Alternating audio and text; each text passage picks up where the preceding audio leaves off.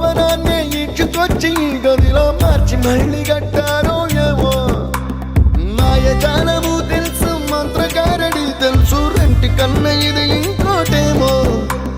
నీలాకాశం నేలాకొస్తే ఇట్టాగే ఉంటాదో ఏమో ఈ సంతోషం దాచాలంటే హృదయాలు ఓ వంద కావాలేమో ఇంతందంగా ఉంటుందా ఈ లోకం ఇన్నాళ్ళు ఈ మనసుకి తెలియాలే